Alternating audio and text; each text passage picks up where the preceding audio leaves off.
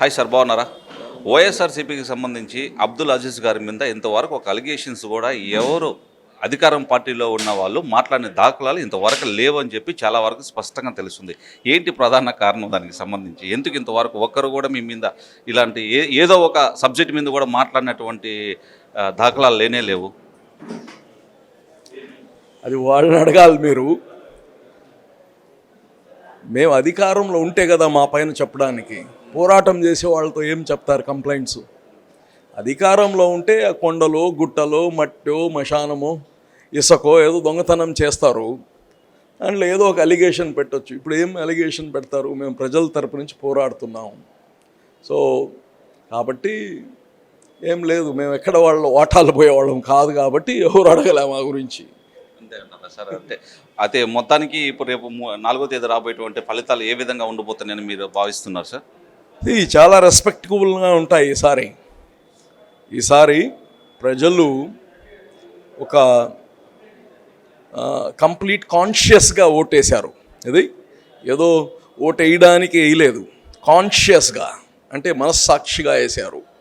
ఈసారి తప్పకుండా 135 పైన గెలుస్తామని అందరు చెప్తున్నారు, అన్ని సర్వేసు. 1-2 అందరూ 175 వాళ్ళు గెలుస్తారంటారు, 175 మేము గెలుస్తామంటారు. ఏదేమున్నా 135 పైనే ఈసారి ఈ రాష్ట్రంలో కూటమి ప్రభుత్వం ఏర్పడబోతుంది. అదేవిధంగా సార్, ఇది రేవ్ పార్టీకి సంబంధించి మీ యొక్క అభిప్రాయం ఏంటి? సో దాని మీద మీరు ఎక్కడ మాట్లాడిన దాఖలాలు లేవనుకుంటాను. మేబీ చాలా చిన్నగా మాట్లాడేసి సరిపెట్టేసినటువంటి పరిస్థితి. ఎందువల్ల అంత సైలెంట్గా అవ్వాల్సిన పరిస్థితి సార్? ఒకటి, రేవ్ పార్టీలు చేసుకుంటున్నారో ఏది చేసుకున్నారో, ధూమపానం కాడి నుంచి సినిమాలో వేసినట్టే రేవ్ పార్టీలు కానీ చేయొద్దు అనే కదా చెప్తాము. సినిమాలో సిగరెట్ తాగుతారు, అక్కడ ధూమపానం నిషేధం హానికరం అని రాస్తారు, అంతే. రేవ్ పార్టీస్ కానీ it's not good for the society. ప్రజాప్రతినిధులు వీళ్ళు ఏంటంటే కొద్దిగా హుందాగా ఉండాలి. అందరూ వీళ్ళని చూసి నేర్చుకునే అవకాశాలు ఎక్కువ ఉన్నాయి. కొంతమంది మంచి ఎమ్మెల్యేలు కొంతమంది ఇట్ట సిగరెట్ తాగితే అక్కడ కార్యకర్తలు కానీ సిగరెట్ అట్నే తాగుతారు. అలాగా ప్రజా జీవితంలో ఉన్నప్పుడు కొన్ని కన్స్ట్రెయిన్స్ ఉండాలి మనకు. మనం రిఫైన్ చేసుకోవాలి. కొన్ని ఇవన్నీ కరెక్ట్ కాదు, దానికి తగిన చర్యలు ప్రభుత్వాలు తీసుకుంటున్నాయి.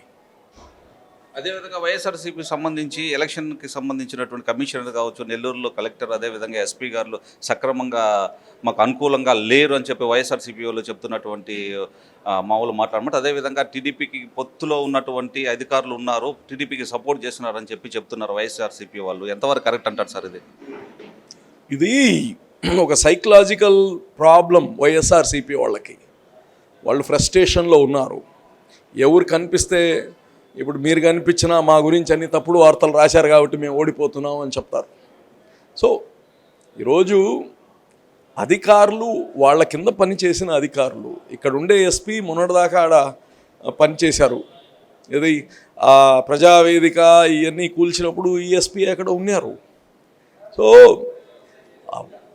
మేము అధికారులు ఈరోజు జగన్మోహన్ రెడ్డి దగ్గర పనిచేసిన వాళ్ళే కదా వీళ్ళందరూ ఉన్నారు. సో ఎలక్షన్ కమిషన్కి మనం ఎవరు చెప్పేది లేదు, ఎవరు వేయాలి ఎవరు వేయకూడదని. వాళ్ళు వేశారు, వాళ్ళు మేము సజావుగా ఎన్నికలు జరిపేటట్టుగా చేయమని చెప్తున్నాం, వాళ్ళ క్లచెస్లో రాకుండా. ఇప్పుడు విడ్డూరంగా ఉంది, వాళ్ళు వచ్చి వీళ్ళు పని చేయట్లేదు అంటున్నారు. మేము అక్కడ మొన్న అల్లూరులో గొడవలు జరిగాయి, ఇంకో దగ్గర గొడవలు జరిగాయని మేము పోతూ ఉంటే వాళ్ళు ఇప్పుడు ఎస్పీ మాకు పని చేయట్లేదని చెప్పడం నిజంగా ఇది జోక్. అది సో అదేవిధంగా ఫైనల్గా ఒక మాట సార్, ఏదైతే ఈ 5 సంవత్సరాల కార్యకర్తలు మీ వెన్నంటూ నడిచి మీకు సపోర్ట్ చేసి 5 సంవత్సరాలు కూడా ముందుకు నడిపించినటువంటి మనం చూస్తూ ఉన్నటువంటి, సో వాళ్ళందరికీ మీరు ఎటువంటి భరోసా కలిగించిపోతున్నారు మీరు అధికారంలోకి వచ్చిన తర్వాత? ఒకవేళ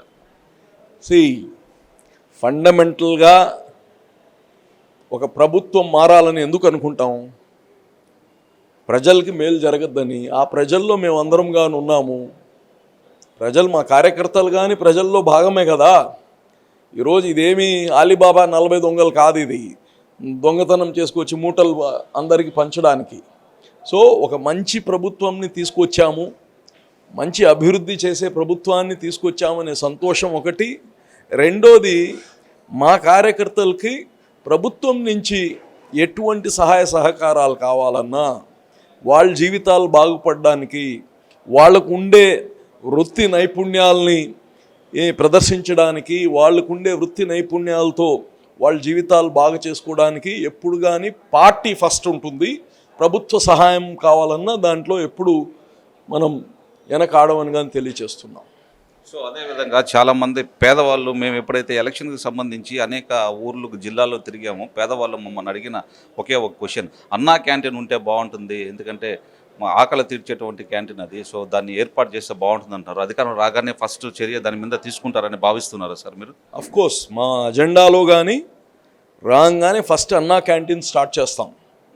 పేదలకి ఏదైతే గతంలో చంద్రబాబు నాయుడు గారు 5 రూపాయలకు భోజనం ఏర్పాటు చేశారో, అదే భోజనము, అదే సెంటర్స్ అవసరమైతే ఇంకా పెంచి, సెంటర్స్ కానీ పెంచి, అన్నా క్యాంటీన్ అయితే 100% మేము దాన్ని అమల్లోకి తీసుకొస్తాం.